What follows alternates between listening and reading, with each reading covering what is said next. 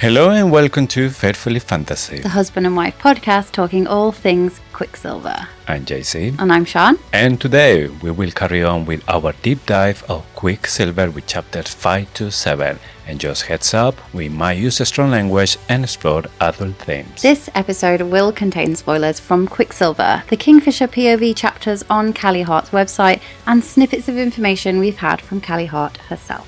And before we start, quick reminder, if you want early access to our episodes, bonus content every month, and no annoying ads like this one, you can have all of this becoming a supporter.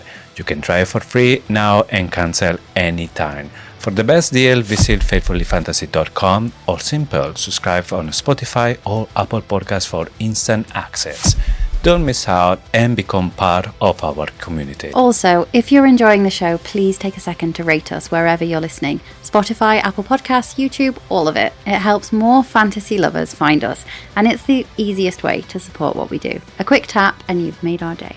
A quick recap of how our Quicksilver episodes are running. First, we have the map tent, which is a short summary of the week's chapters fit to prep the Lupo Paralia. We'll then dive deeper than you ever thought was possible into the fine print, scouring the pages for clues of what is to come. Then we'll flick through the pages of Adina's sketchbook, channeling our oracle powers, just like Fisher's mummy, and recapping our favourite theory of the week, foreshadowing what could happen in Brimstone and beyond. We'll set you up with the chapters you'll want to reread before we enter the part of the show where we listen to the ethereal whispers and answer a question from the Quicksilver. So, without further ado, let's enter the map tent. Saeris finally meets Queen Madra's right-hand man, Harron, and he's giving torture first, ask questions never energy. He stabs her, twists the blade for good measure, and sneers that she's about to die. Except the story isn't that short, thank all seven gods. Saeris melts his sword mid-stab, and suddenly she's the one doing the stabbing. Cue the ground turning into liquid silver. A godlike figure with a necklace, or is it Death himself, rises out of it. Saeris nearly dies in his arms, while Harron appears to be going gaga in the corner. Next thing she knows, Saeris wakes up in the bougiest ice palace ever. Endless water, heated halls, actual baths, and meets Lady Pointy Ears, Everlayne. A polite but spirited Fae with perfect manners and zero patience for human misconceptions. Saeris learns she's in Evalia, home of the Fae, and the sword she pulls makes her their new obsession. Cue her being paraded in front of Everlayne's daddy, King Bellicon, who has zero tolerance for backchat. Bellicon brings out the dog, and everyone's screaming about old wars, broken exiles, and whether to kill him or crown him. The oracle, Malway, jumps in mid-prophecy, orders Bellicon to obey the gods or your house crumbles, and forces Bellicon to give Kingfisher his magic necklace back. By the end, Saeris is stuck in Fae court politics. Kingfisher is reluctantly her mentor/prison buddy, and the Fae are hinting she's supposed to awaken the Quicksilver. Oh, and there's still a war raging in the background. No pressure, Saeris. Okay, now let's go to the part of the show where we scour the pages for clues of what is to come. Let's go to the fine print. Yeah. So this, 5 to 7, this is where it starts getting interesting. This is where we meet Kingfisher. This is where we enter the realm of the Fae. So there's so much to get stuck into this week. So chapter 5, the title, Heretic. So heretic means misbeliever, skeptic, or religious outcast. It seems to be used in this world as someone who has magic, someone who is kind of against the order of things, which is ironic because the queen herself is obviously involved in some heresy at some point because she's bloody immortal and she shouldn't be. Yes. So it's really interesting because I'm not sure exactly what we're going to see here. There's had that kind of descriptions. Maybe it's Harron behavior with Saeris, but it's something that we'll see here. Because we start the chapter with Madra saying to Harron, make her sing. And there's a part when Harron, he knows that he has to do it. And even Saeris says that he has like a glassy eyes before taking the sword. So I'm not sure how to take this because it's he doesn't want to do it, but he knows that he has to do it. Or maybe he doesn't want to do it, but he is maybe under a spell or something that he has to just obey Madra. Yeah, I think Harron's eyes being glassy is a definite show here that he's either under some oath, some control, or it could be even more unhinged than that. It could be that he is undead, and this is where he is, because Madra won't let Harron die. So it could be some kind of weird sign that he's part of the undead. But I do genuinely believe that this is kind of a mind control or a body control hint. She does say whatever sympathy he may have felt for me as he dragged her up from the cells was gone now and was replaced with nothing.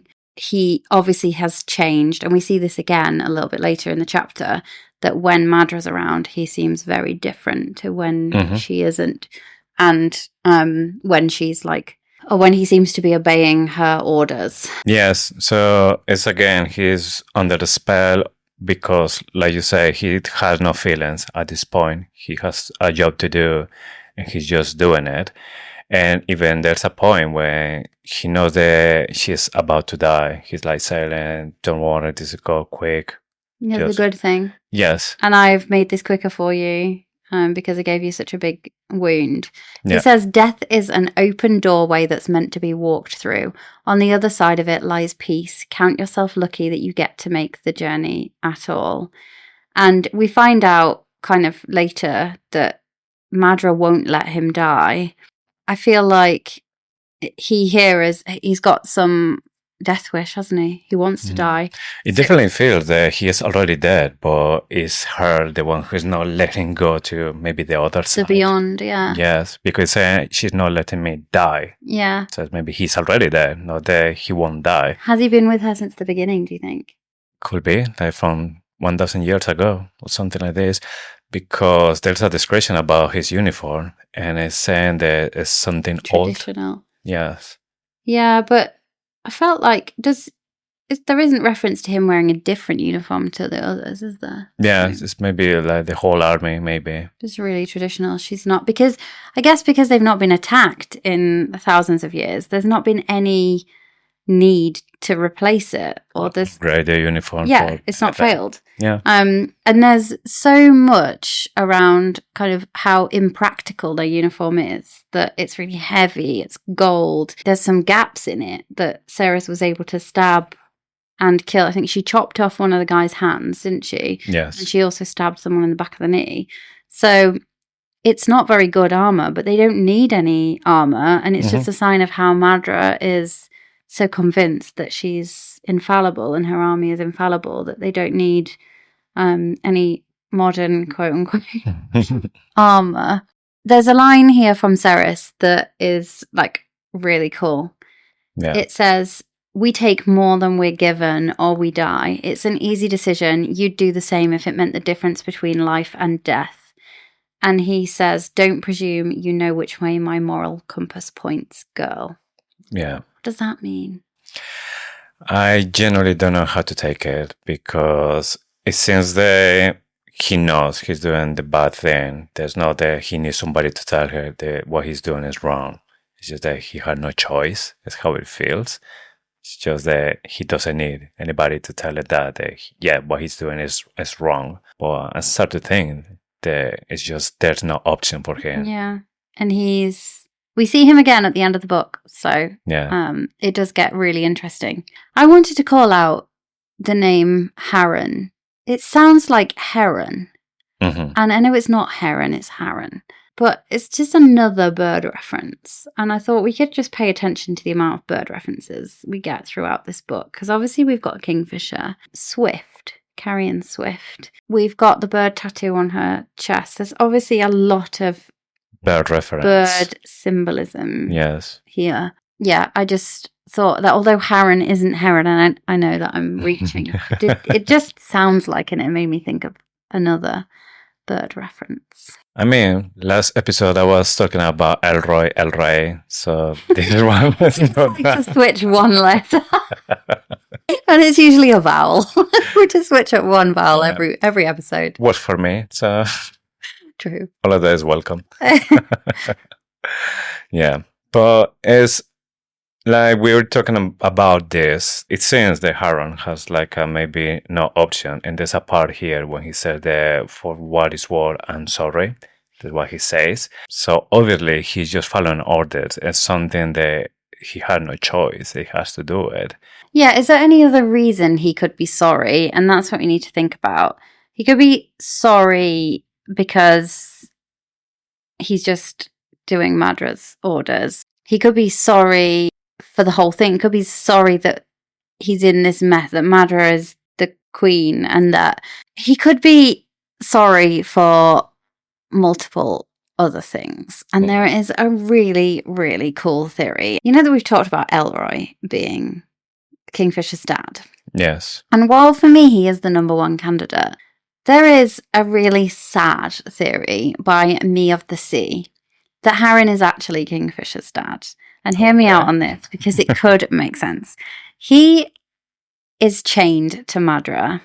Mm-hmm. He had to shut the gate, or she did it for him. There's still a little bit of ambiguity.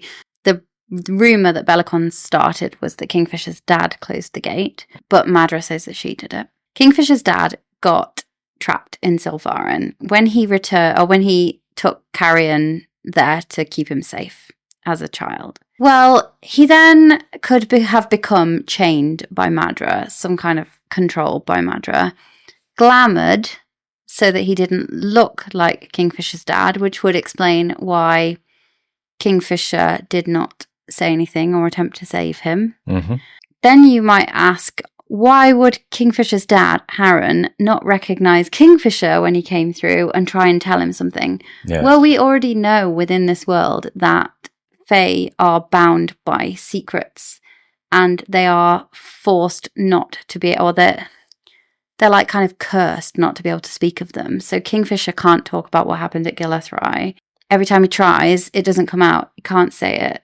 Teledeus can't talk of things that Malcolm is keeping secret. They physically can't say it. Mm-hmm. So that could be what's happening to Harron. Harron could be here saying, I'm sorry, because he knows that she is prophesized to be with Kingfisher, and he's got to end her life, and in doing so, he's like ruining Kingfisher's life, but Kingfisher doesn't quite know yet. So he could be saying, I'm sorry, for something much deeper.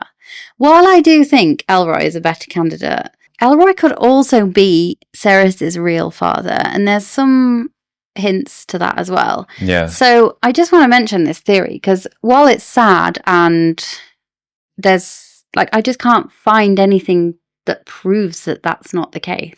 Yeah. For me, it's more about feelings. Like I have no something to say specifically. It's not possible because of this, and this is a fact. But when I'm thinking about at the beginning, when they were chasing Hayden because they thought he was the one who stole the gauntlet, Saeris was there, Harron was there, but he didn't pay any attention to her. What attention was to Hayden.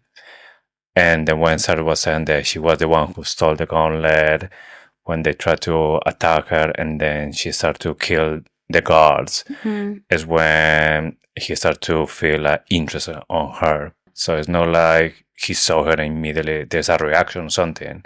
I think he's saying this is not your business, girl, just get out of here. Yeah, you're right.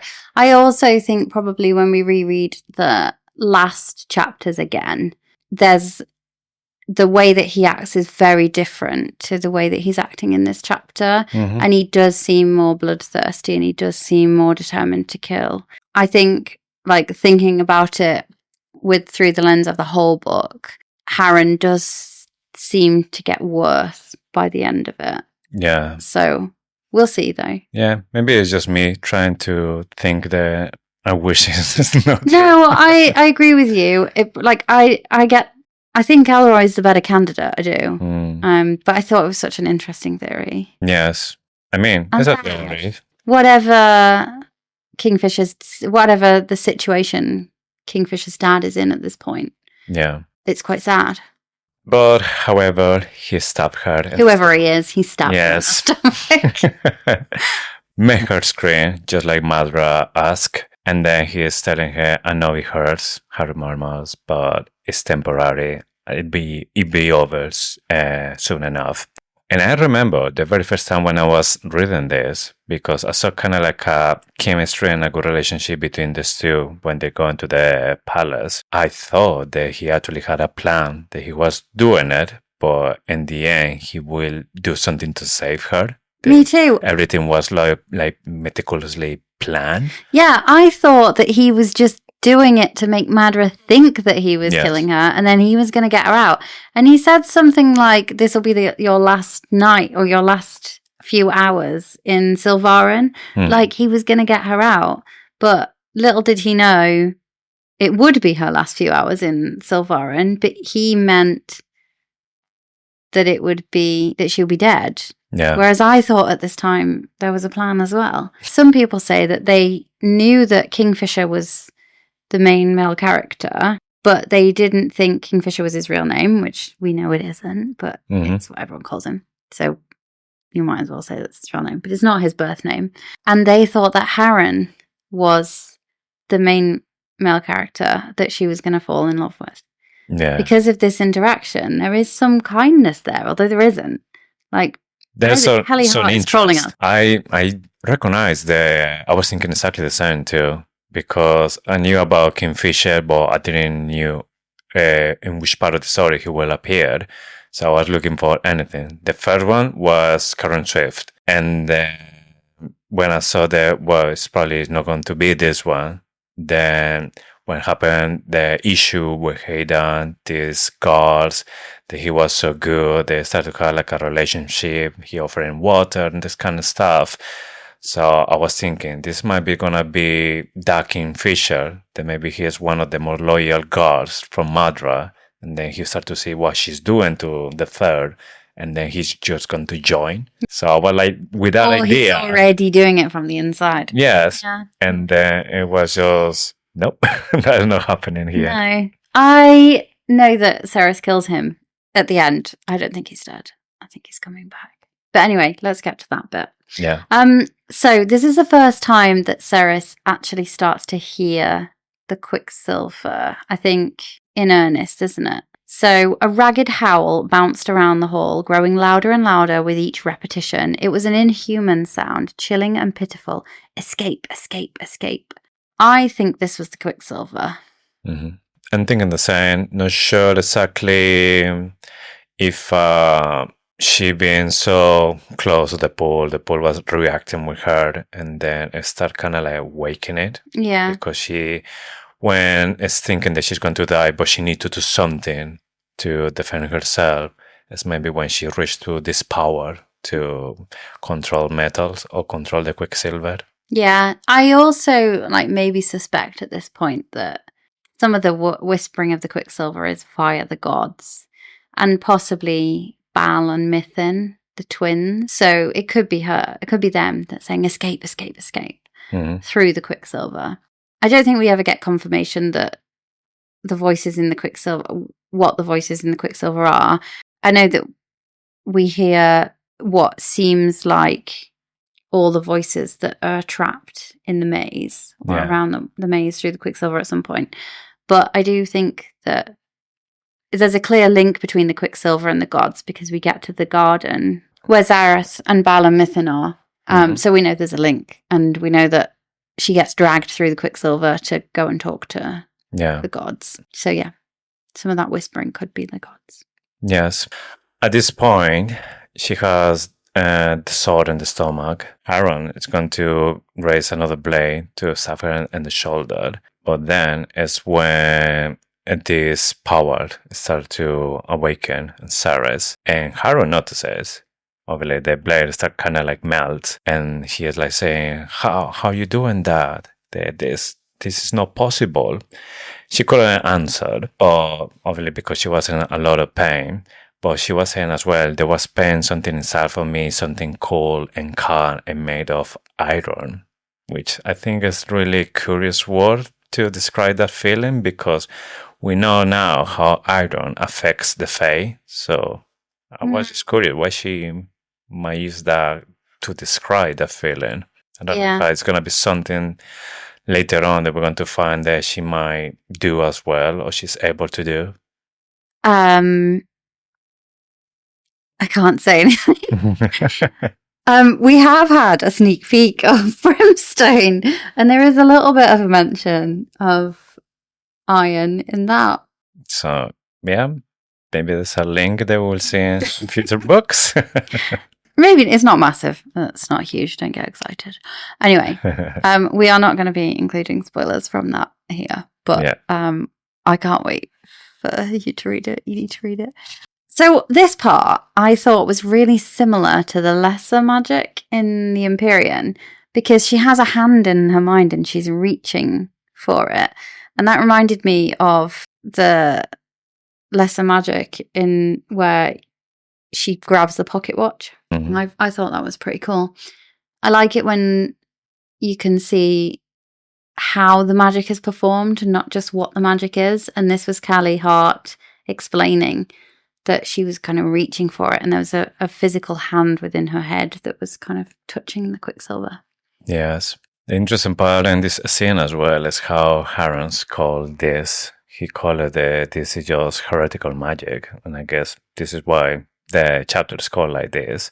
But obviously he knows something, at least maybe all the stuff that Madra have been telling about some maybe ancient magic, something about the Fae maybe, but it's strange how he says there's heretical magic if maybe he started to think that she is an alchemist. Yeah, I think he probably thinks this is not possible because they've been trying to get rid of alchemists. Mm-hmm. And how would he not know that there was one? I think his job was to rid the Silver City of alchemists, because she would have been terrified that they awakened the Quicksilver. Yeah. And they've managed to survive thousands of years without awakening, or 1,000 years, without awakening the Quicksilver.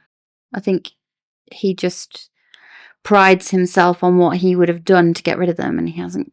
And so it can't be possible that an alchemist is here. Yeah. There's a really suspicious mention of Vorath.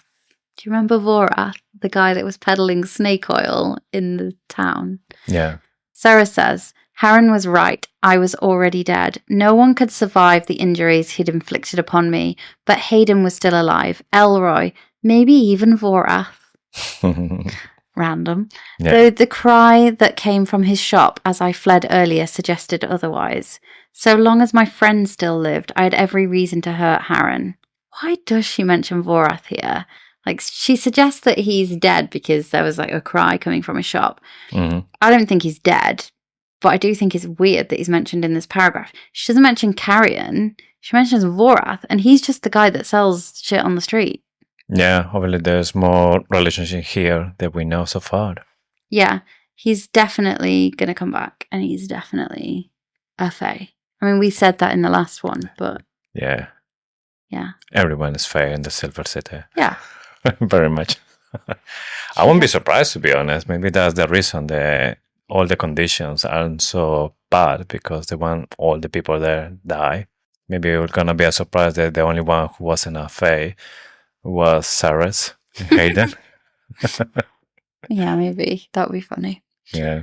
So Harron is on the floor having a terrible time. The Quicksilver has like gone into his mouth or his ear. I can't remember which orifice it goes in, but it goes in. He says, Saeris, call it off. You don't understand. What doesn't she understand? Obviously, he knows what's going on. He's older enough to know what the Quicksilver is doing or what it means. Yeah.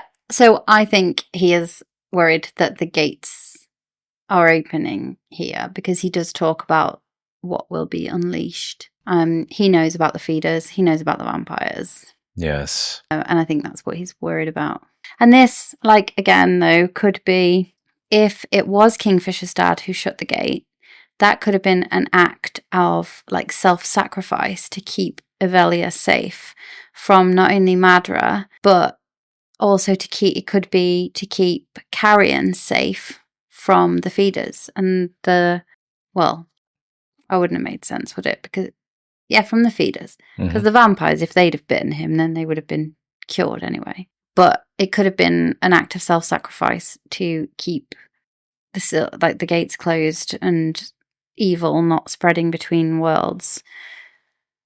So if Harron is Kingfisher's dad, then he could be like, you don't understand, don't open the gates. Or you're not supposed to be meeting Kingfisher. Yeah. This could also be another part of the plan from the gods not to make these two meet. Yes, definitely he knows more than he let it see or let it show. And this part when she is hurting him and he's basically begging them, make it stop. And she's even saying like, oh, what's going on now? You don't want to come with me through that doorway that you mentioned before, Captain. And here's when he starts to say, I can't go, she won't let me. And we know what happened in the end with him, but this is really interesting because how Madra can do that, like control somebody's soul or somebody's life to the point that if this person dies, it won't go, I don't know, nowhere else. It won't go to heaven. It won't go to, I don't know, be a ghost in the woods or something like this. He just gets stuck in hell, and he knows that. So how Madra has this power, what she is, like a kind of demon that rules the hell or something like this. Well, we know that Malcolm had his own type of hell. I don't think there's any reason why Madra couldn't have her own. I mean, there's 3 books, we said this last week. Well, we know that there's potentially 5. There's 5 gates of hell. Does each one have a different kind of Hades version? Yeah, ruler, yes. Yeah. Everlayne is adamant that Madra is human, though. Mm-hmm. And that's the bit that's weird, isn't it? Yes. And obviously she's been a big part from the Fae war because even Kingfisher knows her very well. And he even blamed her for everything that happened to his family. So the one thing we haven't talked about is that perhaps Harron and Madra have this type of relationship where Harron gave a bit of his soul to her, and as long as she lives, he can't die. Mm-hmm. The number one argument against that is that it feels like so when Loreth explains this magic, it seems as though that's a spirit form. So unless the spirit form is kind of given a body or is able to possess a body, then this can't be the case.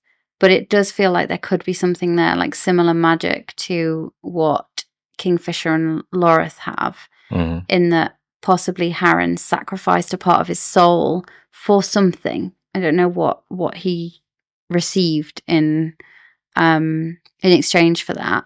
But then, as long as she lives, he can't die. Yeah.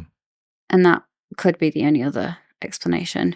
But it doesn't fit with exactly what Loreth explains, because it's definitely a spirit form there, isn't it? Yes, I was thinking exactly the same. That's how it sounds, a little bit very similar. Maybe it's another kind of bow to Madra, so she is given maybe eternal life as long as she is alive. And because he's given this gift, he can't do anything else. He's just a slave, a puppet on her hands. It's just like it's changing everything super for interesting. Yeah. So Harron says, "You'll end the world with this. Don't let it take me, please." So I can't shake the feeling that this is foreshadowing. He knows that she's an alchemist. He knows that she's the kind of alchemist that can destroy worlds. I think he knows about this tree. I think he knows a lot more than meets the eye. It's interesting because at this point he has the Quicksilver going into his body, and the Quicksilver is like showing some stuff the Quicksilver knows. But I said it's interesting is because it's saying this because it's the Quicksilver showing all this kind of things, or he knew this already before the Quicksilver was in touch with him. Yeah, the Quicksilver's definitely showing him things, but why does it do that? Does it do that to terrify people, or can it not help it? Just does it as soon as it enters? Yes, I think it's kind of like, with the Imperium series, that when the dragon goes into the mind of the rider, everything, yes, goes inside as well. So memories, everything. Yeah. So I think it's the same with the Quicksilver. So Harron shouts, Saeris, no, again, do not touch the sword, do not turn the key, do not open the gate. He says, you've got no idea the hell you will unleash on this place. So he's talking about feeders, vampires.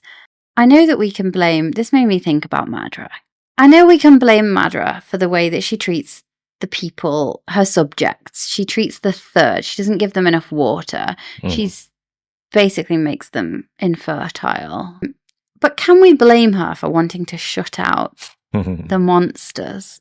This really curious because she is the one who is doing this, but at the same time, she is the one who has an alliance with Belcon and Malcolm. It feels that on one hand, she is going against them, like just making sure that nobody can travel in any realms. So it's just like, you have your shit there, let me.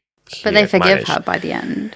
Yes, so at the end, was just like she's been just naughty. But yeah, it's all fine now. I can't really blame her for wanting to shut them out. But possibly by the end of the book, she realised that she can't control it.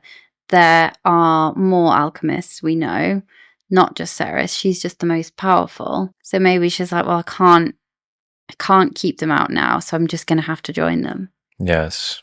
It sounds like I'm sympathising with Madra, because she is the worst. But I can't, I would possibly consider doing the same thing, like not treating my people like shit. But, I mean, shutting out, like closing the gate. It's funny because she's kind of like a dictator, and she wants to make sure that not other dictators going to tell her what she can and what she can't do. It's more like the feeders. So I'm not saying shut out the other dictators, but that is what dictators would say. Like, I'm the boss. So I'm talking about the feeders. They are terrifying. Like, keep them away at all costs. Like, I'm not talking about shutting the gates for exploration and like being able to live in different places if you want to.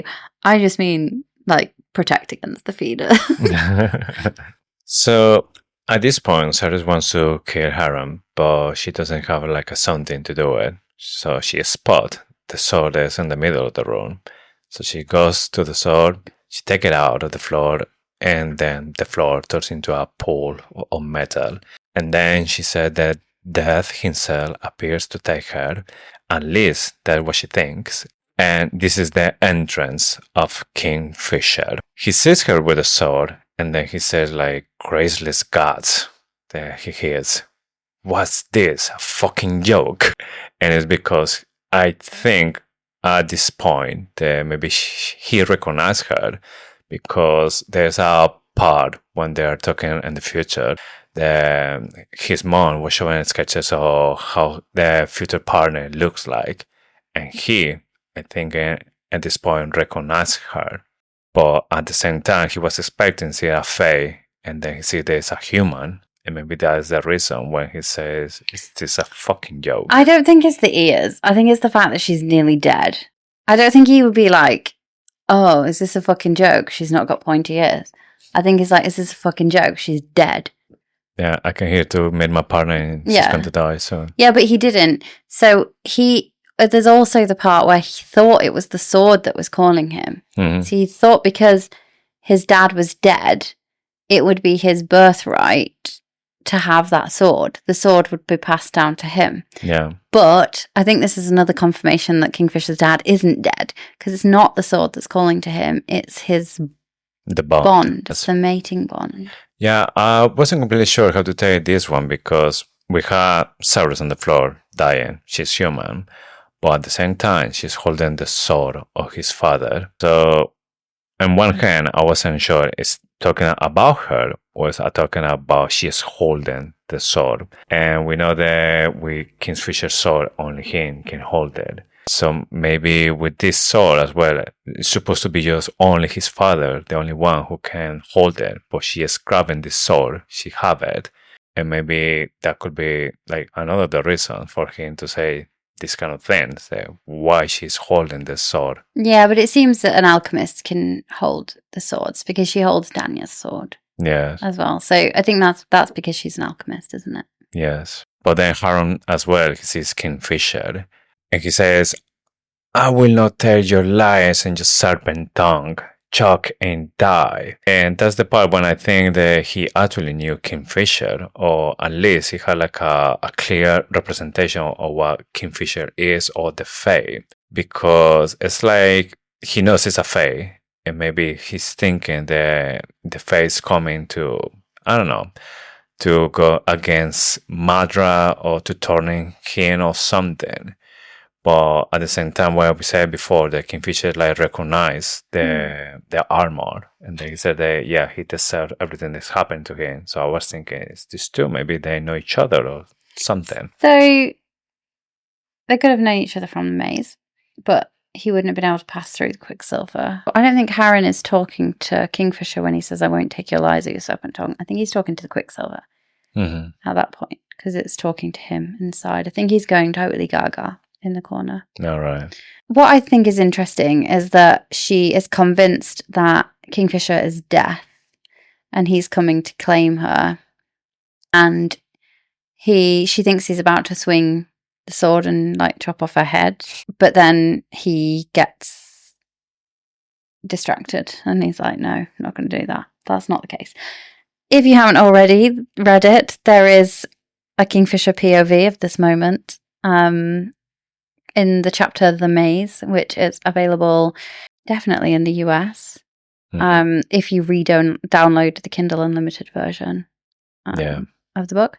But anyway, so it's interesting she calls him Death, because we find out that they're gods bonded. And the gods bond, we find out from Telena, that it usually means that one of them dies. This tragic tale. And she says it's like he's ascending from the very depths of hell, and we know where he has come from at this point because of the new Kingfisher POV chapter. It's like he comes directly from the maze, and I think we know that from the end of the book anyway, so it's not no spoiler. Yeah. So there's 2 points here. One that foreshadows kind of that god's bond, and one that foreshadows the end of the book where we end up back in the maze and the pool of Quicksilver under Gilethrai. Yeah.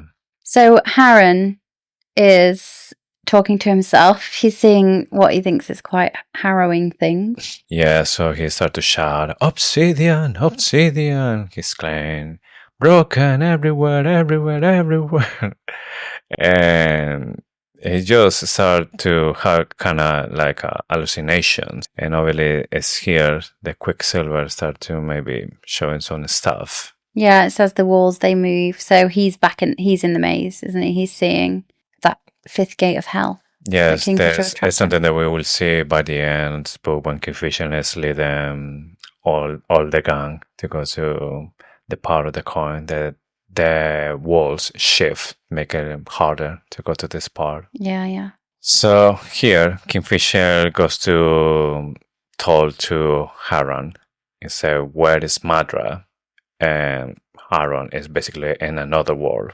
So Kingfisher goes back, he put his attention to Saeris, and then he just give it the necklace, put it to her, and he says just pathetic. He says as well, if you die before you can give this back, I'm not going to be happy. Then Kingfisher take her, and they go to the other side, and that is the end of the chapter. Yeah, and the Kingfisher POV chapter of this point does give a totally different perspective on this. I do want to talk about it briefly, so I'm going to say like a minute, skip forward a minute if you haven't yet read it. The Kingfisher's POV obviously cuts off a little bit later than this because Saeris has passed out. Yeah. And he says that he knows that she's going to basically turn the world upside down. He's already felt the bond slip into place at this point. He's already felt the fluttering of wings that he is associated with Osha. So we get the he fell first moment, and Yes, Yeah. and he's talking about he is the one being pathetic because the idea was go after Madra, but he can't leave her there. So that's why he's saying pathetic. Yeah. Memoirs of Luz Bell. She loved him. She lost him. And he came back. But wasn't completely him. She feared him. She fought him. But she fell for him. Memoirs of Luz Bell.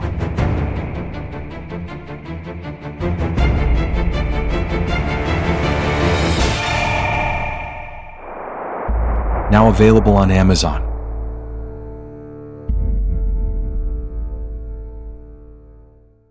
Okay, now let's move on and go to chapter 6, Everlayne. So the chapter title, Everlayne, not much to say about this one. We obviously meet Everlayne. It's clear she will be important. Mhm. She is very important at the end of the book, and she is kind of the stimuli for the resolution. So she gets kidnapped. Yeah. But yeah, no crypticness at all in this title. It's Mhm. the first time we meet Lady Pointy Ears. Yes.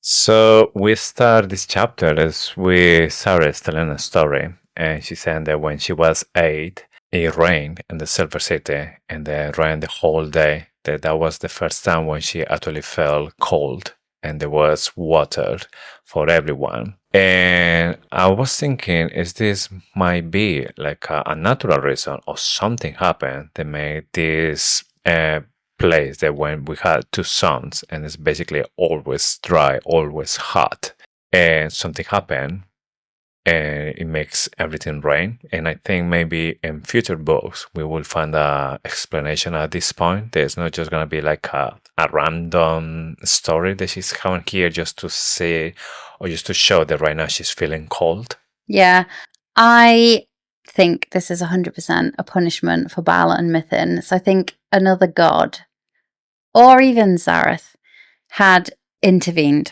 and possibly Baal and Mithrin were trying to manipulate something, and there was like fight back from the gods. We get a really similar story around how Baal and Mithrin became 2 gods when they were originally 1.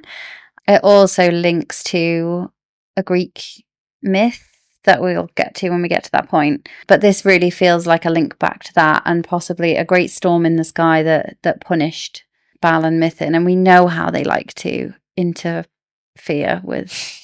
Human business. Sorry. Interfere with fate. Yeah. Okay. So Saeris is telling that at this point she can't see that she feels that she's locked in darkness. She can hear some voices from time to time, but always it's a female voice that's always there. They're like telling secrets, they're speaking to her, they're singing to her. And then she says as well that it's a soft and sweet that made her miss her mom. And I was thinking here as well that might be like another hint that maybe her mom could be a Fae as well, because relating that sweet voice, there's a Fae voice with her mom. Yeah, but her mum told her stories about how bad the Fae were. So I don't know. Why would she tell her stories about how bad they were? Just to throw her off the scent, maybe. She says she couldn't understand the words of the songs she sang. The language was unfamiliar and strange. So we find out in the next set of chapters that we'll cover next week that they actually speak the same language. So Everlayne must have been speaking Old Fae here. Because that does exist. My favourite line of this chapter is where she says, "I lay in the darkness wishing she would just fuck off."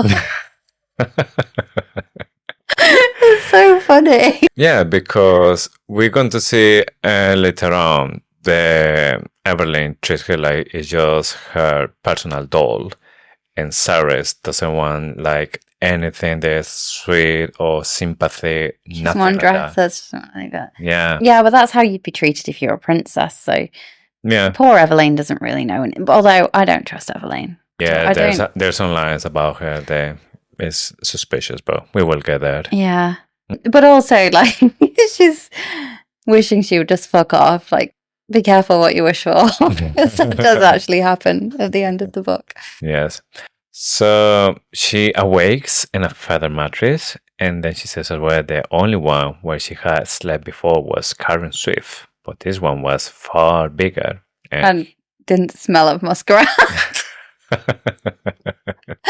This chapter's really funny. Yes. I like it. Yeah, there was one of the another hint that Karen is a Fae as well, Yeah. because how many people have a mattress? Feather mattress. Yeah, it's something to have in consideration, the devils and the details, and this is one of those when they obviously when you start reading again, it's so obvious. Yeah. But the very first time when you read it, and you are clueless. Yeah, I did not expect Carrion to be Fae. Me neither. So here, when she awakes, Everlayne appears as well in the bedroom, and she starts to talk to her. She offers as well something to drink. Saeris can't believe it that she's given this much water that she just drinking in one go, thinking that maybe if she had a mistake or she going to change her mind, it's going to be too late.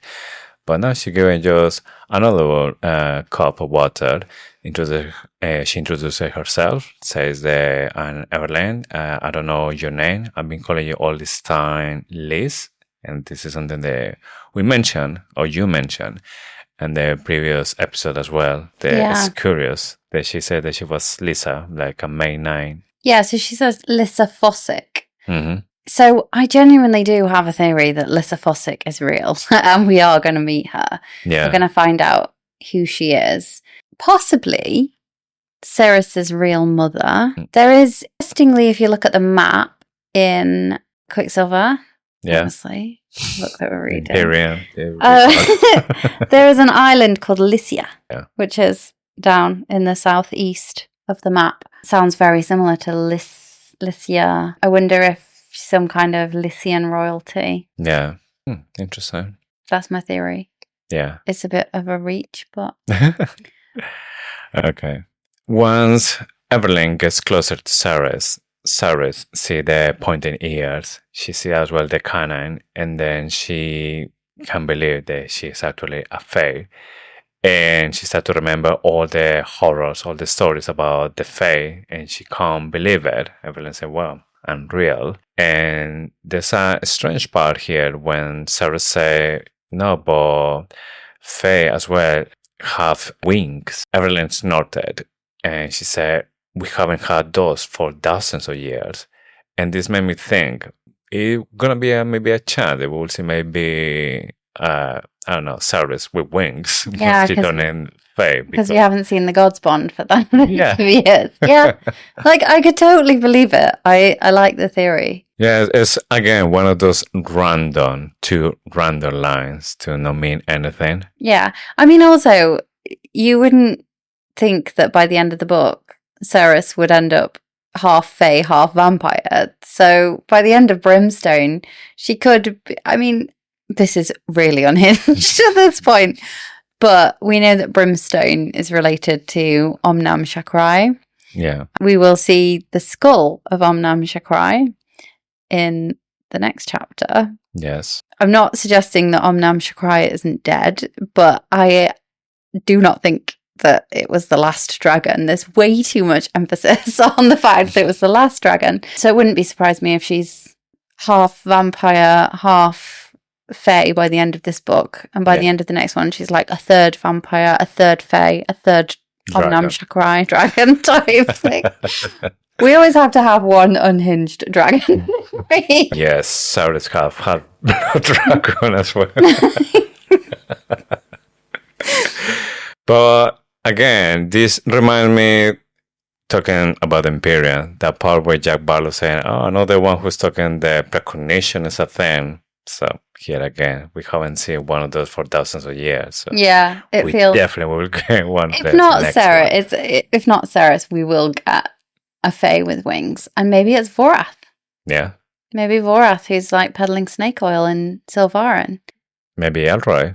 Yeah. He's been stuck in that world for 1,000 years and he had wings. Yeah, and that's the thing. Like, there's all these travelling Fae that could be all over the place, all over the universe, in all these different leaves on the tree. And they're going to start coming back. It's cool. Yeah. Okay. Saeris is reciting the history that she's been fed. She says the Fae are warmongers, cannibals, beastly creatures with no temperance, sense of morality, nor any notion of mercy. The eldest immortals visited their wrath upon the land with an iron fist, another mention of iron, leaving a path of chaos and destruction in their wake. The 7 cities rejoiced when, and then she cuts off. But this is actually true. So I think that it's the lies, quote unquote, that Madra has been feeding them because she wanted the history, basically. She wanted to erase the Fae, but she wanted to paint them as beastly creatures. But when you consider that Malcolm is the oldest of the oldest Fae, they are kind of cannibals, aren't they? He's drinking blood of humans. A vampire could be, I mean, they're not eating the flesh, but you could definitely put it in the same bracket as cannibalism. Yeah. So none of this is actual lies when you consider Malcolm. Yeah, it's probably just how it was during the course of the Fae. Yeah. So she also says her mother told her stories about them bringing war and death and disease, meaning she was either believing the lies, so either Saeris' mum believed the lies, or she at least wanted Saeris to believe the lies. Had she potentially had her heart broken by a Fae, possibly Saeris' real dad? Yeah. Or had the stories been passed down many generations? And because we know when we speak to Zareth at the end of the book that he had to intervene generations before to make sure that she was born in the right place. So it could have been a great-great-great-grandfather or great-great-great-grandmother who had broken the heart of the other person, and then they'd started passing down these stories about how bad the Fae were, and they were beastly creatures, and they brought disease because of some ancient heartbreak somewhere in the family, like in Coco. Maybe maybe he came through the gate and then was sealed somewhere else, and she thought that he'd left her when actually she got trapped. Yeah. Another sad story here. I know. I do feel like there's a reason, though, why Saeris' mum is peddling these, like, all the Fae are bad. And I think it's to do with some kind of heartbreak. Trauma behind, yeah. Yeah. It could be, totally. Okay, so if we carry on with the story, Saeris gives her name to Everlayne. Everlayne's eyebrow arched and said there's a pretty name, a Fae name. And again, it's just more hints about Saeris' origins. That she has something about Fae. Then also in the second scene, we meet Renfes that came to the bedroom looking for the necklace that she is wearing. It says that he needed more than her. Everlayne doesn't believe him that, come on, it's been just a couple of days, it can't be that bad. 10 days. Yes.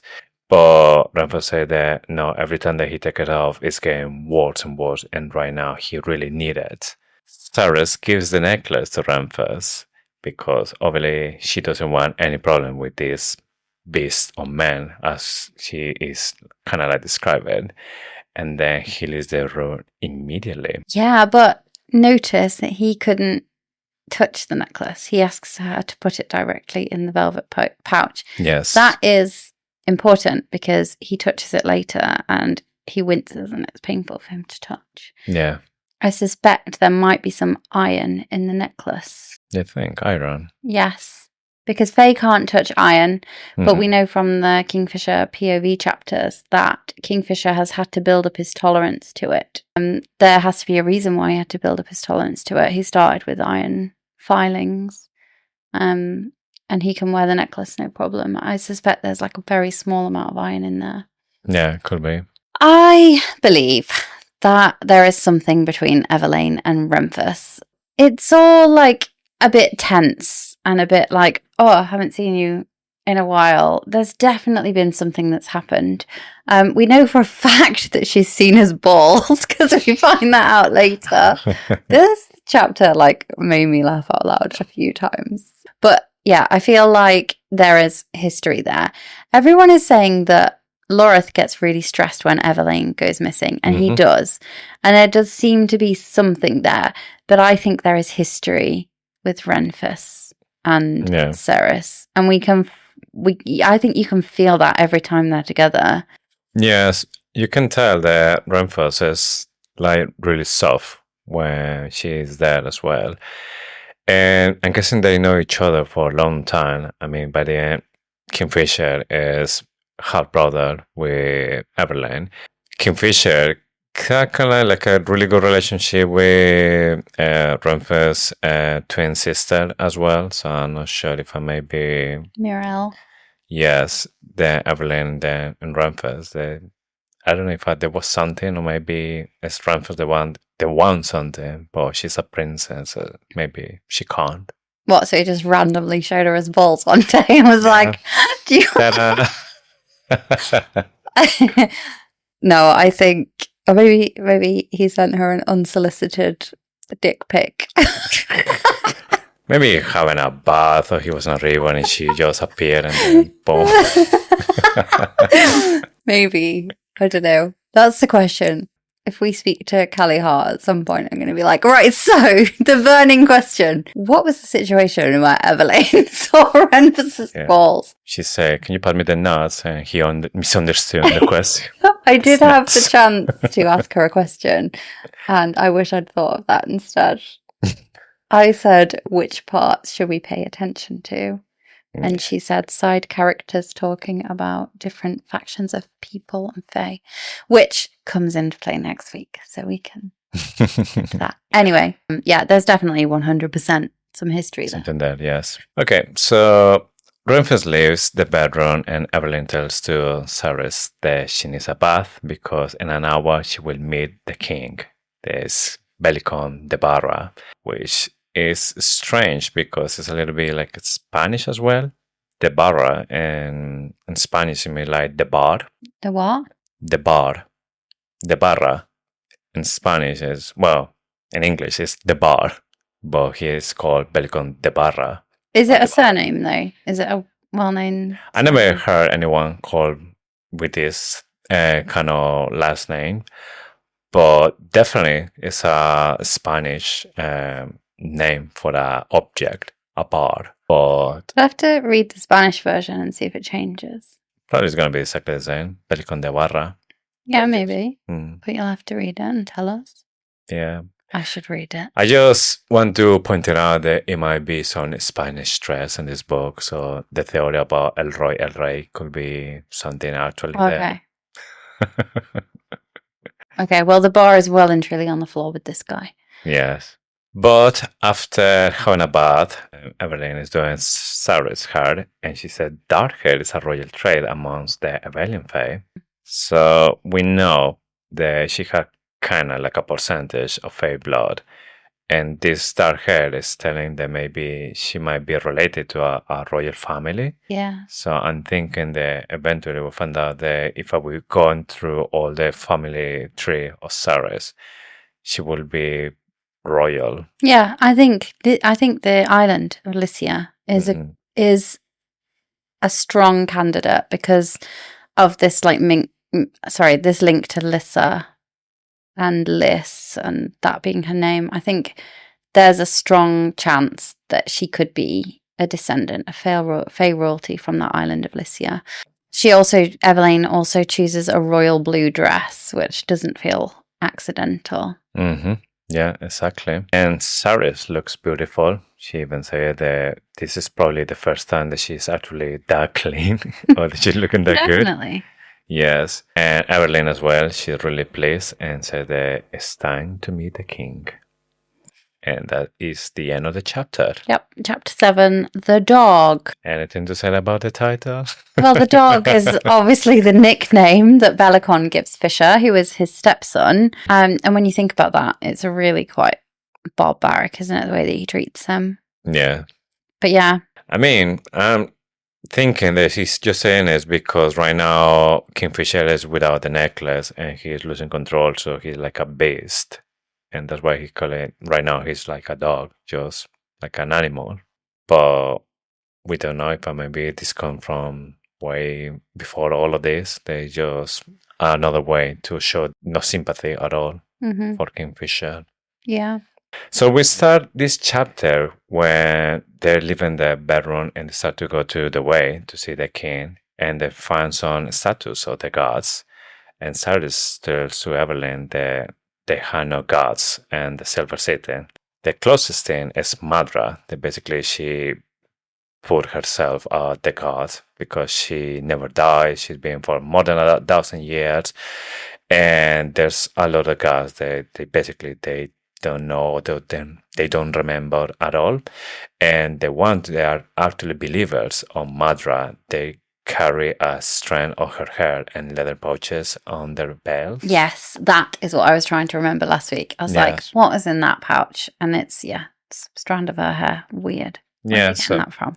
So they think if they're carrying this hair from her, they will live for a long time as well. If they're seen to be worthy. Yes, exactly. Oh, yeah. Which is kind of like never going to be proven wrong, is it? Because you can just be like, they weren't worthy when they died. It's not my fault. Yeah, it's like something that you can never really prove wrong. Yeah. Even though it's obviously not right. How they get the hair? Is she like herself, like cutting and giving to them to carry it? Possibly. Just selling Weirdo. hair. Yeah. Yeah, good business there. Everlayne says that she is chosen to let them vanish from her people history. It speaks for the volumes of her corruption. So Everlayne is talking about the statue they're looking at and said that one is Styx, god of the shadows. And I'm thinking the Madra is Styx champion, because there's a reference here when Everlayne says that Madra has been chosen to vanish the other gods. And in the previous episode, when I was saying the Madra, since that she came from nowhere, that she just appeared from the shadows, I was thinking, is she related to Kingfisher? Because it's like both had this kind of power. I don't know if it's a Fae power. But now when this god is here, and we know gods are real in these stories, I'm thinking that on the same way that Kingfisher is Saeris champion, I think Madra is Styx champion. And she is the one who is making sure the other gods are forgotten. And she may be enjoying some of the powers of the gods, and that's why she managed shadows as well. So I really like this theory. I don't think that... I'm not sure that she's making sure that the others are forgotten, because Styx is the shadows, and it's only Baal and Mithrin who are kept alive as gods. They're like kind of the sons are kind of kept. But I fell into a rabbit hole, and the goddess Styx is actually a god from Greek mythology. It is not only a goddess, but also a river. So the river Styx. And it was the boundary between the overworld and the underworld. And she was the enforcer of fate, which is another cool thing, because we know that the fates are the gods. The fates is another word for the gods in this story. And interestingly, an oath sworn on the river Styx was unbreakable. So even a god, so Zeus himself, could not have broken an oath that was sworn on the river Styx. I don't like, and this, I'm not sure yet how 100% linkable it is to the story, but I definitely think there's something, because the most relevant story around the river Styx for me involves the sun god Helios, who swore on the river Styx to grant his son any wish. His son then asked him if he could drive the sun chariot through the sky. And obviously Helios had to grant it, because he'd sworn the oath on the river Styx that he had to do it. And so he allowed his son to drive the sun chariot through the sky, but his son was a liability, could not drive this thing, nearly crashed it into the earth, destroying the planet. And interestingly, Zeus had to intervene. So Zeus intervened by shooting a bolt of thunder or lightning through the sky, and took down this chariot and killed him instantly. Two things. One, that feels like the story that Everlayne shares around the lightning splitting the god Baal Mithrin into two, Baal and Mithrin. And it also possibly feels like that one day that rain came to Silfarin.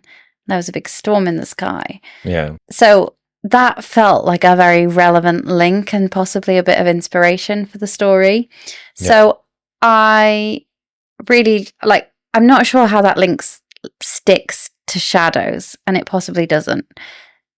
Or we might find out later. But it does seem relevant for the story of Baal and Mithrin. And I thought it was interesting that there is a real, our world kind of myth of a god of the river Styx. And Yeah. I really like it because I believe this could be clues about what is going to happen or stuff about the characters. And I really like that it might be a link between Zeus and from the lightning bolt, and then here in this one where this storm is coming and the god Balmitin doesn't is care about this storm, and then it goes split and meet. Yeah, my favourite fantasy books are the ones where there's some crossover between our history myth and the fantasy books, because then you just think, especially when there's something so imaginative as a tree of life where all the leaves are different universes, our leaf could still be there and we're just living this different universe and time is not a thing. And then we have the Fae leaf and you have all these leaves, but actually the gods are the same, so the crossover. But when I was in secondary school and I was learning religious education, which is something we have to do in the UK, my teacher was a priest, and he spoke about, we had to learn about different religions. He was a Greek Orthodox priest, but he spoke about God potentially being a sphere and of light or energy or whatever, and the different people of different religions were all standing in different parts of the world looking at the same thing but from different angles, and from different angles it looked like different and represented different things, but ultimately it was because this thing is so massive you can only ever see such a small part of it. And so I think it's kind of relevant to the story in that the gods could be the same, but they are just seen differently by different people. And where you might have in Greek mythology, you might have Helios being the sun god. Well, in Fae mythology, you've got Baal and Mithrin being the sun god. Yeah. It would be really cool if maybe in one of these, traveling through the Quicksilver, we go into our realm, and then by the description, we can tell there's actually our world. Yeah, super cool. Yeah. Yeah. So linking all together. Yeah.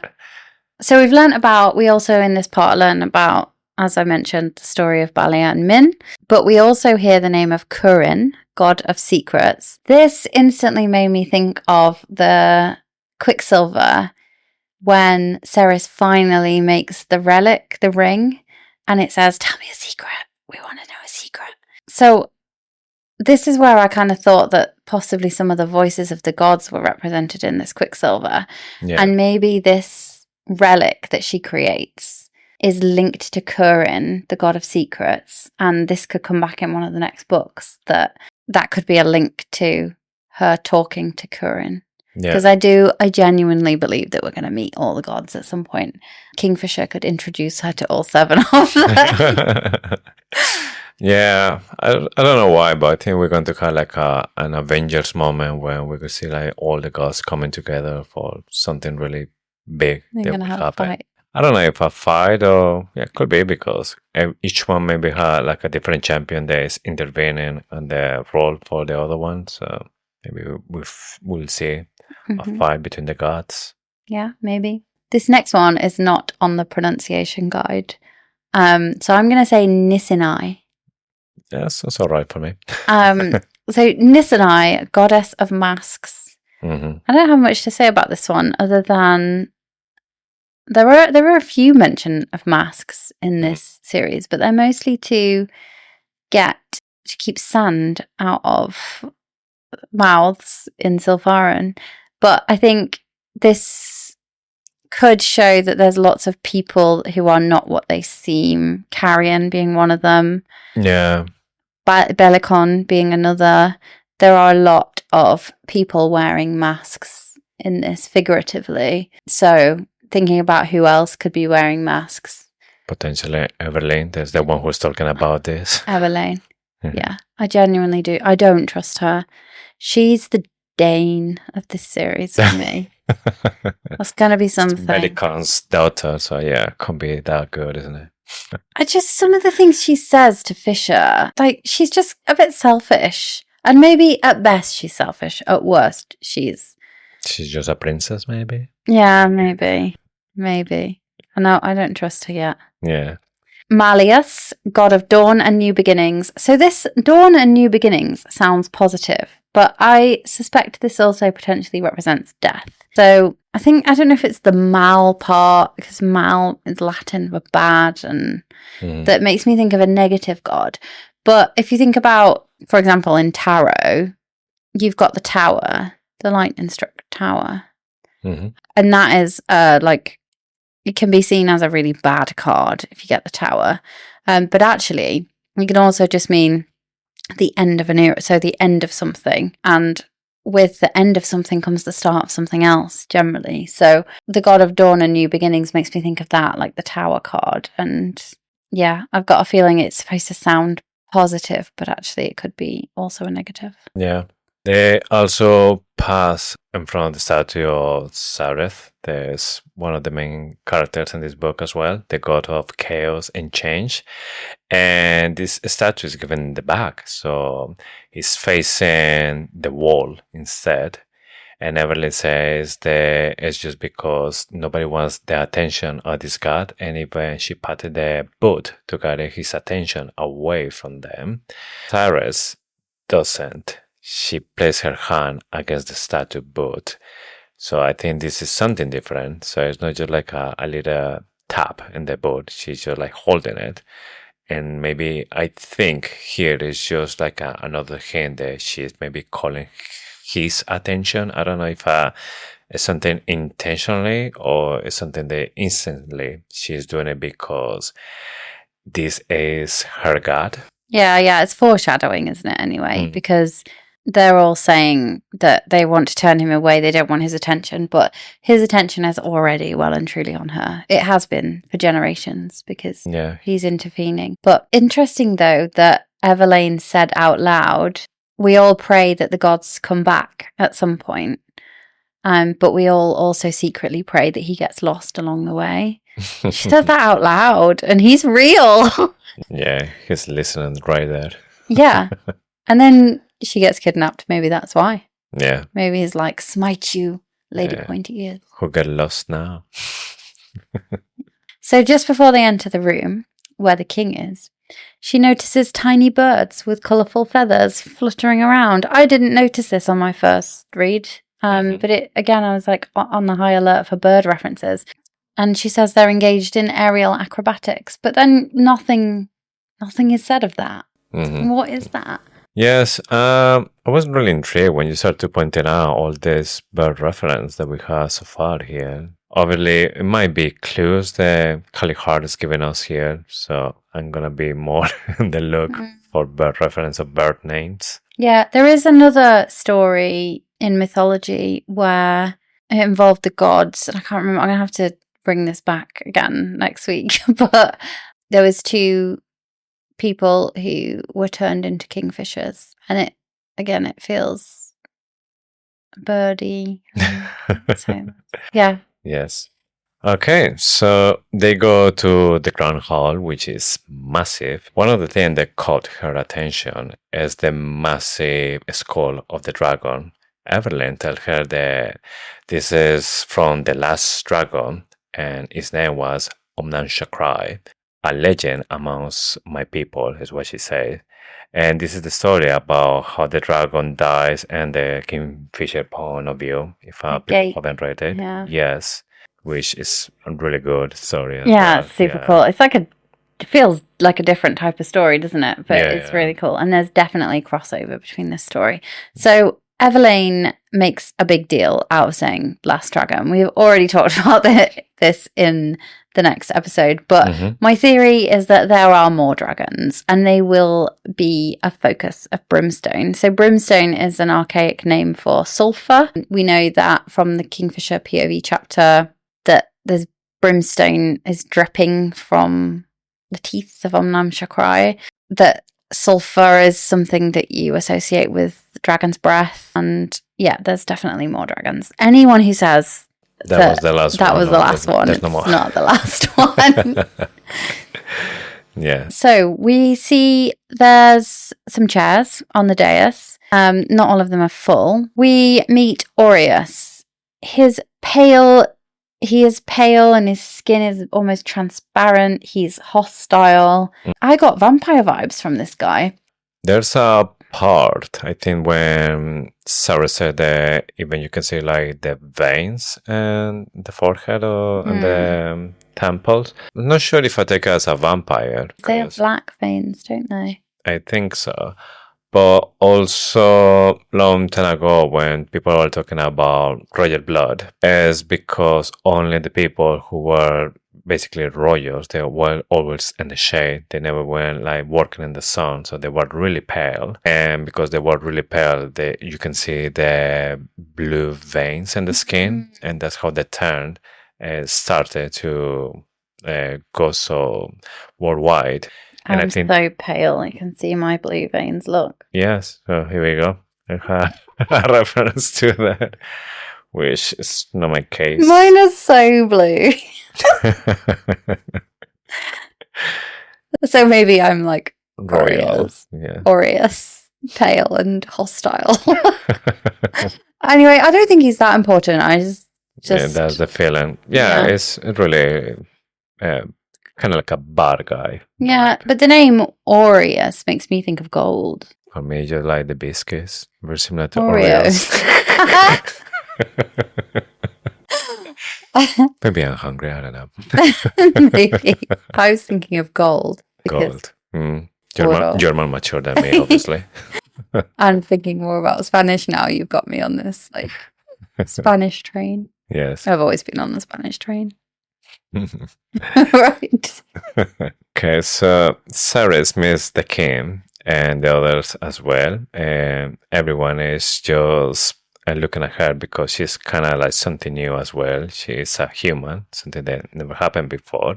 Also, the king basically said because they saved her life, she has a debt with them, and she needs to pay with that. And the task that she needs to do is use the Quicksilver so they can start to traveling about other realms as well.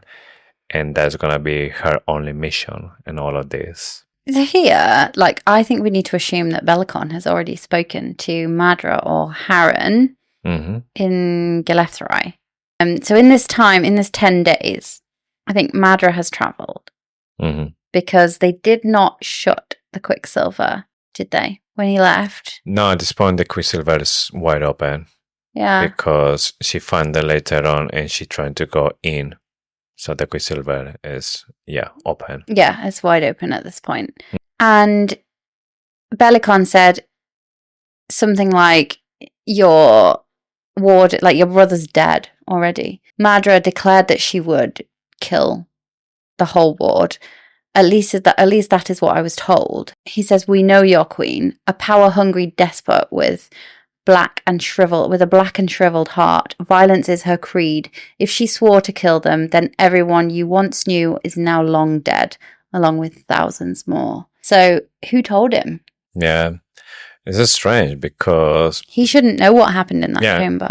Nobody. He says Kingfisher's not going to tell him. Yeah, he says, I'm being told. It's got to be Harron. Harron. Has to be. Harron is the only other person who witnessed it. Madra didn't even witness it. Yeah. Unless she was in the shadows. But we know that Harron is in Gillethrai at this point. So it must have been him that's told them. But after telling her what she needs to do now, he dismisses her and rudely. And then he says also, bring the dog. Bring in the dog. And it's when Kingfisher appears and is attached by some guards that maybe have like some chains on him. Saeris recognizes him and says that Belicons wants to kill him. Everlayne sees this as well, and then she starts basically begging to Malway, the oracle, to do something to help him. She's basically begging her and says that if she felt any love for her mom, that she need to do something. Yeah. So Malway and Adina are both oracles. Yes. It seems as though they must have had a good relationship because Everlayne uses this to get Malway to act and to intervene. Yes, because at the beginning, it seems that Malway is telling her or with the expression, what you want me to do, I can't do anything. And then it's when she mentions that's when she says, oh, the gods are talking to me. Does she really hear the prophecy, or is she making it up to save him? Like, you can't kill him, you need to save him, give another chance, and give me a pizza as well. Yeah, but she does put on quite a good show. Like, some blue streams of energy come out of her eyes and I think like the eyes are like glowing or something. Yeah, exactly. She got like wide eyes. Yeah, white, and then it says blue blood drips down the sword. So I think maybe at first she's putting it on, but then when she actually touches the sword, she does get some serious prophecy. Yeah.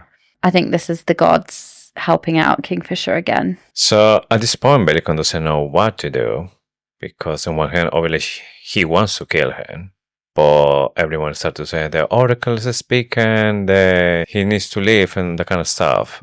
Until it's Ramphis, the one there, appear and says, "Put it in the front." Well, he says with his Scottish accent, "Put it in the front." Is that your Scottish accent? That's amazing. So cute. It didn't sound Scottish, sorry. I mean, that's the best I can do. Sorry. Not sorry. But then this is just given to Belicon an idea because he said that it more likely will die if he's there anyway. Yeah. So Belicon said, yeah, fair enough. Yeah, I don't get why he lets him do that because he's sending him back. He believes that he must believe that he's not going to be able to do anything. Or he believes that Malcolm will capture him again because he's that close. It's pretty much another send the Mars to the Royal Squadron because they will die there.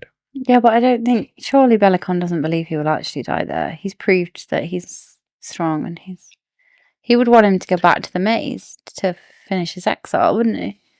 Maybe it's just like in the face of the public. So it's going to the public.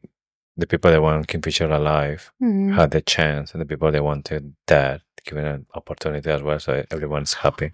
So he gives back the necklace, which is the main point that Malway is saying. She's like, you must give back the necklace. He really needs it. So he gives it to Ramphis, and this is where Ramphis winces, suggesting that he can't touch it. So Ramphis put the necklace on Kingfisher, and then Kingfisher started to be like back to normal, while Ramphis is just dragging him out of the room before Belicon changed their mind. So they go out, and Everlayne and Saeris, they follow Kingfisher as well. And when they go outside, they say that he is being sick, but he's back to himself. Yeah, and Saeris says, now I saw him properly for the first time, and a wave of shock rippled through me down to the roots of my soul. And that is her. So he got the bond feeling as soon as he crossed the Quicksilver and he rescued her. Yeah. She's getting it now, but she doesn't realise it because she wouldn't know. It's like, I would say, comparing it to like the first time you have a baby, you don't know because you didn't get the feeling, but the first time the baby moved, the feeling is like flutters or like a butterfly in your tummy. You don't know that that's what it is. But with the second baby, you feel it a lot sooner because you know what you're feeling, what you're like feeling for. You wouldn't get the chance to feel a bond a second time. So I don't think that's relevant. But she just wouldn't know what she was looking for. Yes. Saeris is confused because now she knows that they are in war. And Everlayne as well, like, oh, I didn't tell you about it. Oh, sorry, what I have my mind. And she started to say that, yes, they've been in war, and there are those among our ranks that might pretend to be your friend, but often they're hiding knives behind their smiles, ready to sink them into your back. You do well to remember that. And that's the part when, for me, it's just like, why she said that? It's really suspicious. And even Saeris, she's thinking as well, is she's counting herself into those people. Yeah, we only have ourselves to blame if Lane turns out to be sus, and we didn't know, because it literally says it here. I don't trust Lane. I think this is a sign that we can't trust her. There's also a bit where she's like, you need to get out of here. She's basically criticizing Kingfisher, thinking that he's just been like slacking off for the last 110 years, but actually he's been in a maze in the 5th circle of hell. And there's just so many things that she says that are just a little bit like, I'm not really sure about her. Yeah, that she just thinks that he's been messing around when he's not been even eating or sleeping for 100 years. Yeah, and he just takes it. He doesn't fight with her. Yeah. Well, he only said that I just need, at this moment, is a whiskey in a bed. Yeah. So she sends them off to her bedroom and she's like, I'll be along in a minute. And we don't get that. Yeah. We don't get that scene, but I wonder how that pans out with the 3 of them in her bedroom when she's left. Yeah. Sleepover. Yeah, maybe we could get that POV chapter. So that is the end of the fine print. So shall we open Adina's sketchbook? The part of the show where we channel our inner eye as Mummy Kingfisher would and put our oracle skills to the test in the hope that we get at least something right for Brimstone. What is your favourite theory of the week? I will stay with Saeris is part of a royal family of Fae, and we will find out in the next books, and there will be like a perfect explanation about it. So she's not just going to be the queen of the vampire, she also eventually going to be maybe the queen of the Faes. Yeah, that's a good one. Yeah. So other than the fact that Renthus might have sent Lane some unsolicited dick pics, I do think my favourite theory this week is probably Madra being Styx's champion. So that was fun. I like that too. So yeah, I think that hopefully we'll see a bit more of the gods. Well, definitely we'll see a bit more of the gods. When I went to see Callie Hart in Nottingham, somebody said, will we get to know more of the gods? And she said the gods are fully formed characters. Like they all have personalities and they come back. I'm pretty sure that's what she said anyway. Or was that, or am I getting mixed up with Rebecca Yarros? Because Rebecca Yarros said that as well. Well, Rebecca Yarros haven't confirmed they're going to be like real gods appearing. At the moment, with her, anything. I'm pretty sure it was Callie Hart. We can find Possibly, find the clip. Okay, so sticking with the theme of precognition, let's look at the chapters we're going to cover next week. It's going to be 4 again next week. Yes, so we're going to be with chapter 8, Alchemist, 9, Righteous Purpose, and number 10, Crumbs, and number 11, Swallow.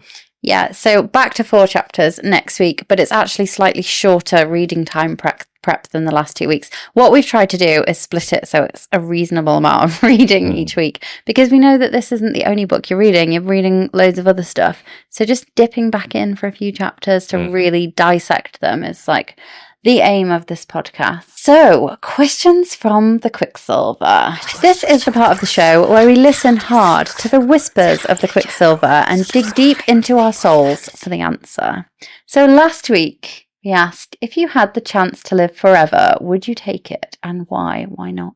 It's a really tricky question, but if I'm honest with myself, I think I will. Because one of my, it's going to say dream is just to see how far humanity can go. Because there's been so many changes in the last, 200 years. Like if somebody from 20 years ago comes to our time, it will be just like shocked with all the stuff that we can do now, like having communication with people all around the world, flying, all that kind of stuff. So imagine how it's gonna be in the next 200 years. I would like to see that kind of stuff. Yeah. I think I would as well. You would have to live with a lot of loss, wouldn't you? You'd have to lose a lot of people that are close to you. Yeah. But just think what you could do with all that time. You could learn everything. Yeah, every single language in the world. Yeah. Traveling, living in every single country. Yeah. Just experience everything. Yeah. I mean, I feel like the grass is always greener, isn't it? Mhm. That maybe if you lived so long, maybe you wouldn't do so much because you had all the time in the world to do it. There was no urgency. But yeah, I think I would as well. Yeah. It feels like a bad thing to say, doesn't it, that you would choose that? But Yeah. you would hate it, I'm sure, like if you chose it. But I kind of think there's no good answer. I definitely would. Yeah. I mean, obviously, is that thing like, oh, we're going to do away, I don't know, children's or partner if I'm the one who's going to live forever, and then just see then how in just 80 years they're just going to get old and die. And maybe 80 years for somebody that has all the time of the world is just a blink. Mm-hmm. There will be like little oceans for you. Yeah. This week is a really grim one, but I thought it would be really funny. So, in the Hall of Mirrors, when Saeris thinks she's dead, she says, Saeris Fane was 24 years of age when she died. Honestly, she should have died a lot sooner, but the girl never did know when to give up. So, as I said, it's a bit of a grim thought, but what would be your epitaph? Oh. If you didn't live forever. Yeah. Like, this isn't a perfect follow-on from last week's question. Can't wait to think about it. I think it'd be quite funny. Yeah. Should we go for funny ones or meaningful funny ones? Yeah, funny. Funny ones, okay. No pressure to be funny. Right. Okay. And with that question from the Quicksilver, that's all we've got time for this week. So don't forget to follow us on Instagram or TikTok at Faithfully Fantasy Pod. Come and join the conversation. We'd love to hear your theories. So if you've got a theory about Quicksilver, send it our way. We always try to give credit on the show and on social media because, let's be honest, the best theories come from all of you. And with this, we have just one more thing to say. Thank you for listening to Faithfully Fantasy, the husband and wife podcast talking all things Quicksilver. We'll see you next week for our deep dives of Chapter 8 to 11, and of course, with more Faithfully Fantasy. Bye!